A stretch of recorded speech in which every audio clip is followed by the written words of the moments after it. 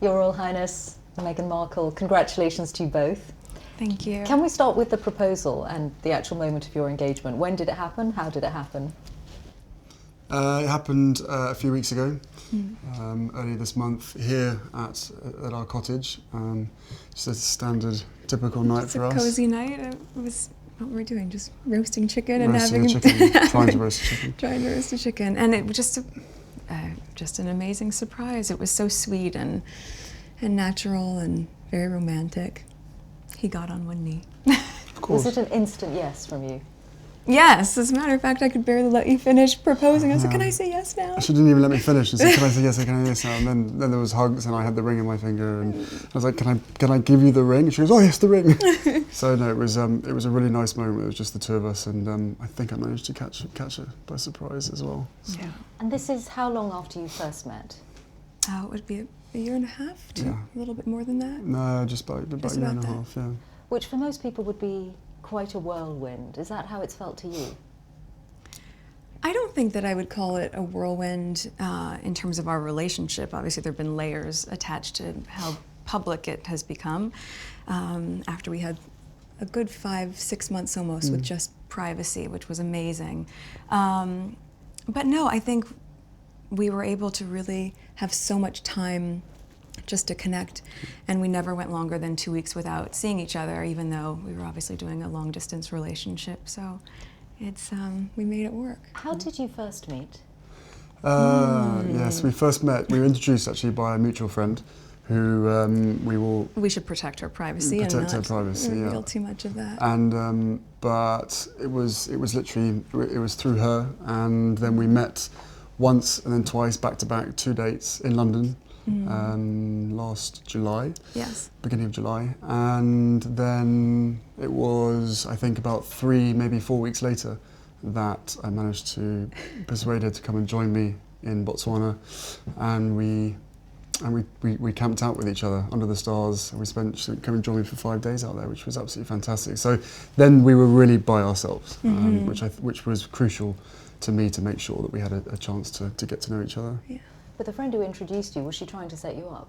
Yes, it was definitely a setup. It was a blind date. It was a blind date, and, for sure. And it's so interesting because we talk about it now, and even then, because I'm from the States, you don't grow up with the same understanding of the royal family, and so while I now understand very clearly there's a global interest there, I didn't know much about him, and so the only thing that I had asked her when she said she wanted to set us up was, I had one question. I said, well, is he nice? Because if he wasn't kind, it didn't seem like it would make sense. And so we went and met for a drink, and then I think very quickly into that we said, well, what are we doing tomorrow? We should meet again. What are we doing tomorrow? Let's meet again. And then it was like, right, diaries. We need to get the diaries out and find out how we're going to make this work, because I was off to Africa for a month. She was working, and we just said, right, where's the gap? And the gap happened to be in the perfect place. So how much did you, Prince Harry, know about Meghan? Had you seen her on TV? No, I'd never even heard about her until this friend said Meghan Markle. I was like, right, okay, give me a bit of background. what's going on here? So no, I'd never watched Suits. I'd never heard of Meghan before, and I was beautifully surprised when I walked into that room and saw her, and there she was sitting there. I was like, okay, well, I'm going to have to up my game. I'm going to sit down and make sure I've got a good chat. I think for both of us, though, it was really refreshing, because given that I didn't know a lot about him, everything that I've learned about him, I learned through him, as opposed to having grown up around different news stories or tabloids or whatever else. Anything I learned about him and his family was what he would share with me, and vice versa. So for both of us, it was just a really authentic and organic way to get to know each other. And was that quite refreshing for you in the way that you've been brought up, with a lot of people knowing a lot about you? Was it refreshing? Or thinking they know. Or thinking they know. Exactly. Yeah, no, it was hugely refreshing to be able to get to know someone who isn't necessarily within your circle, doesn't know much about me, I don't know much about her.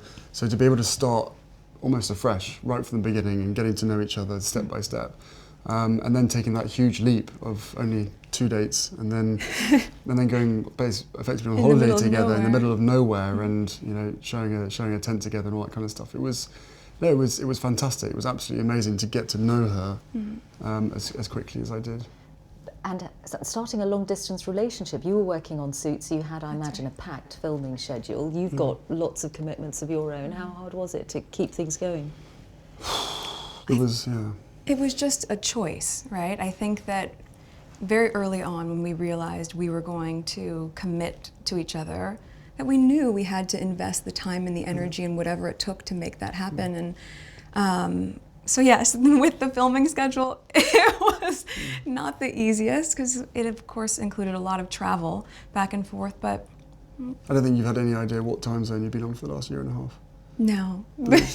Coming over here 4 days or a week and then going back and then straight into filming the next day, 4 a.m. wake-up calls on a Monday, Yes. straight into set, you know. And Right off the plane and straight to set, yeah, and just coming I'm just back trying and doing to it again. trying to stay as close as possible, but you know, on 2 different time zones and 5 hours apart does have its challenges. But we made it work and now we're here, so we're thrilled. But in the case of your relationship, unlike for most people, there's this whole layer of what it means to get involved with someone from the royal family. How much of a sense did you have, Meghan, of the enormity of what you were getting into, what it might mean for your life? I think I can very safely say, as naive as it sounds now, having gone through this learning curve in the past year and a half, I did not have any understanding of just what it would be like. I don't think either of us did that. We both said that, even though we knew that it would be. Yeah, I tried to warn you as much as possible, but I think both of us were totally surprised by the reaction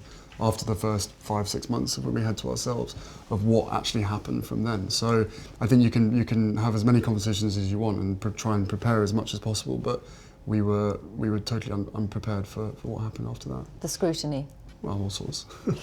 Well, I mean, I think also because there's a misconception that because I have worked in the entertainment industry that this would be something I would be familiar with. But even though I'd been on my show for, I guess, 6 years at that point, and working before that, I've never been part of tabloid culture. I've never been in pop culture to that degree, and lived relatively quiet life, even though I focused so much on my job. And so that was a really stark difference out of the gate. But and I think we were just hit so hard at the beginning with a lot of mistruths that I made the choice to not read anything, positive or negative. It just didn't make sense, and instead we focused all of our energies just on nurturing our relationship. On us, yeah. On us. And some of that scrutiny, and you ended up making a very public statement about it, some of that scrutiny was centred around your ethnicity, Meghan. When you realised that, what did you think? Of course it's disheartening. You know, it's a shame that that is the climate in this world, to focus that much on that, or that would be discriminatory in that sense. But I think, you know, at the end of the day, I'm really just proud of who I am and where I come from, and we have never put any focus on that. We've just focused on who we are as a couple. And so when you take all those extra layers away and all of that noise, I think it makes it really easy to just enjoy being together and tune all the rest of that out. But now that it is all official, Prince Harry, do you have that sense that the combination of the two of you, your different backgrounds, that you together represent something new for the royal family? I don't know if it's something new. I think it's for me it's an added member of the family. It's another team player as part of the bigger team. And you know, for all of us, all we want to do is be able to carry out the right engagements, carry out our work, and try and encourage others and the younger generation to be able to see the world in the correct sense, rather than perhaps having a distorted view. So you know, the fact that I fell in love with Meghan so incredibly quickly was a sort of confirmation to me that everything, all the stars were aligned, everything was just perfect. It was this beautiful woman just sort of literally tripped and fell into my life. I fell into her life, and the fact that I know the fact that she'll be really unbelievably good at the job part of it as well, is obviously a huge relief to me, because she'll be able to deal with everything else that comes with it. But no, you know, we're a fantastic team. We know we are, and we hope to, you know, over time, try and have as much impact for all the things that we care about as much as possible. I am very excited about that, yeah. And Meghan, given your acting and the profile you had, you'd already been involved in various causes, you'd been an ambassador for UN Women. What about this new role? I mean, you're going to have a bigger platform, a bigger voice. What do you want to do with it? I mean, how Sing. can you imagine? No, I'm not a singer. I think what's been really exciting as we talk about the transition of this out of my career but into the role is that, as you said, the causes that have been very important to me I can focus even more energy on, because very early out of the gate I think you realize once you have access or a voice that people are willing to listen to, with that comes a lot of responsibility, which I take seriously. And at the same time, I think in these beginning few months and now being boots on the ground in the UK, I'm excited to just really get to know more about the different communities here, smaller organizations who are working on the same causes that I've always been passionate about under this umbrella. And also being able to go around to the Commonwealth. I think it's just the beginning of a... There's a lot to do. There's a lot to do.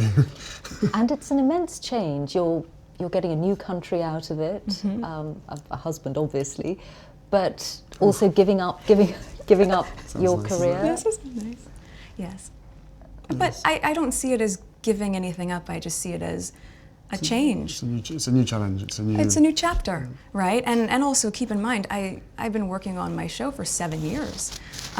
So we are very, very fortunate to be able to have that sort of longevity on a series. And for me, once we hit the 100 episode marker, I thought, you know what, I have ticked this box and I feel really proud of the work I've done there. And now it's time to, as you said, work as a team with you. Yeah. But do you have that sense of responsibility, Prince Harry, for what you're asking Meghan to do? Of course, that sense of responsibility was essentially from day one, or maybe a couple of months in, when I suddenly realised actually this is, you know, I know that I'm in love with this girl, and I hope that she's in love with me. But we still had to sit down on the sofa, and I still had to have some pretty, frank conversations with her to say, look, what you're letting yourself in for is, it's a big deal, and it's, it's not, it's not easy for anybody. But I know that, at the end of the day, she chooses me, and I choose her. And therefore, whatever we have to tackle together or individually will always be us together as a team. So, I think she's capable. So nicely said, isn't it? I don't know. She's capable of anything. And together, as I said, there's a hell of a lot of stuff and work that needs doing. At the moment, for us, it's going to be making sure that our relationship is always put first. But no, look, both of us have passions for wanting to make change for good, and with lots of young people running around the Commonwealth, that's where we're going to spend most of our time, hopefully. And it was really one of the first things we connected on. It was one of the first things we started talking about when we met, was just the different things that we wanted to do in the world and how passionate we were about seeing change. I think that was that's what got date 2 in the books, probably. Plenty to talk about. Children? Not currently, no. No, of course, I think one step at a time, and hopefully we'll start a family in the near future. Have you met each other's families, I imagine? Yes, his family's been so welcoming, and You've met quite a few of them, actually. I have, on both sides of his family, his mom's side as well, which has been really important to me too. But yes, the family has been great, and over the past year and a half, we've just had a really nice time getting to know them and progressively helping me feel a part of not just the institution, but also part of the family, which has been really, really special. Trying to track them down and make sure that they're around at the same time that she's popping in without telling too many people. And so we've actually done incredibly well to make sure that you've met all the key people. So does that mean a lot of the time that you've been together in this last year and a half, you've been at home a lot? Yes. No, we've we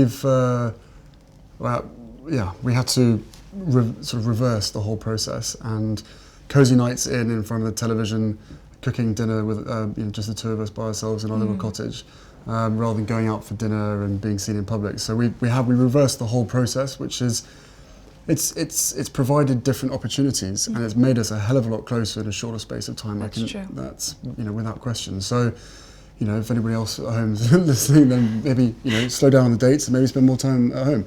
But no, it's for us. It's an opportunity to really get to know each other without other people looking or trying to take photos on their phones and all that kind of stuff. With that comes with the job, comes with the role. But Well, where it's like- possible, Yes. yeah. And we were able to really get to know each other that way, but also then to go and have friends over for dinner, or to go to his family for tea, or any of those sort of things. And even, just to take the time to be able to go on long country walks and just talk. We've been all over the place. Have you met the Queen?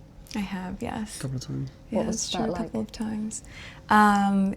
It's incredible. I think, to be able to meet her through his lens, not just with his honor and respect for her as the monarch, but the love that he has for her as his grandmother. All of those layers have been so important for me, so that when I met her, I had such a deep understanding and, of course, incredible respect for being able to have that time with her. And we've had she's an incredible woman. And the corgis took to you straight away. That's For the last 33 years being barked at, this one walks in absolutely nothing. Just laying on just my feet during tea. wagging It was very tails, sweet. And it's just like, oh. That has to be a good sign. Speaking of dogs, have you brought yours to the UK? Well, I have 2 dogs that I've had for quite a long time, both my rescue pups, and one is now staying with very close friends, and my other little guy he's in the UK. He's been here for a while. Okay, let's hope he adjusts well. And I think he's doing just fine. What was it like introducing Meghan to your father and your brother? What was it like? It was exciting. I mean, I've been seeing her for a period of time when I literally didn't tell anybody at all, and then William was longing to meet her, and so was Catherine. So, they're being our neighbours. We managed to get that in quite a few times now, and Catherine's been absolutely She's been wonderful. amazing, as is William as well. Fantastic support, and then my father as well. We had a couple of. No, more than that. We've had A handful of teas and meetings and all sorts of gatherings over at his place as well. So, no, the family together have been absolutely, solid support, and my grandparents as well have been wonderful throughout this whole process, and they've known for quite some time. So how they haven't told anybody is again a miracle in itself. But no, the whole family have come together and have been a huge amount of support. They've been amazing. And Meghan, your parents, do you think, while very happy for you, obviously, do you think they have worried at all about the scale of what you're getting into? Well, I'm sure at the onset, both my parents and my close friends were concerned, because we got very quickly swept up in a media storm that, as I shared, was not part of my life before that. But they also had never seen me so happy. And I think also once my friends, were able to really meet Harry and my mom, who we've spent a lot of time with, who was so much fun. Mum's amazing. It was just, it was just obvious that no matter what we were being put through, that it was just temporary, and that we were going to be able to get through that. So everyone was really happy with me. He's talked to my dad a few times, hasn't been able to meet him just yet, but it's all been worth every effort. Yeah, it's been great. Your ring, Oh yes. tell us about your ring. The ring is obviously yellow gold, because that's her favourite, and the main stone itself are sourced from Botswana, and the little diamonds either side are from my mother's jewellery collection, to make sure that she's with us on this crazy journey together. And It's beautiful, and he designed it. It's incredible. yeah, Yeah, make sure it stays on that finger. of course. What does it mean to you, Meghan, to have those stones on your finger that once belonged to Princess Diana? I think everything about Harry's thoughtfulness and the inclusion of that, and obviously not being able to meet his mom, it's so important to me to know that she's a part of this with us, and I think in being able to meet his aunts and also to be like Julia and just different people who are so important to his mom, I'm able to in some way know a part of her through them, and of course through him, and it's incredibly special. And to be able to have this, which sort of links where you come from, and Botswana, which is important to us, and it's perfect. What do you think your mother would have thought of Meghan or said about Meghan? Oh, they'd be thick as thieves, without question. I think she would be over the moon, jumping up and down, you know, so excited for me. But then, as I said, would have probably been best friends with Meghan. So no, it is days like today when I really miss having her around and miss being able to share the happy news. But you know, with the ring and with everything else that's going on, I'm sure she's with us. I'm sure she's with us. Yeah, you know, jumping up and down somewhere else. Prince Harry, Meghan Markle, thank you both very much. Thank you so much. Thank you very much.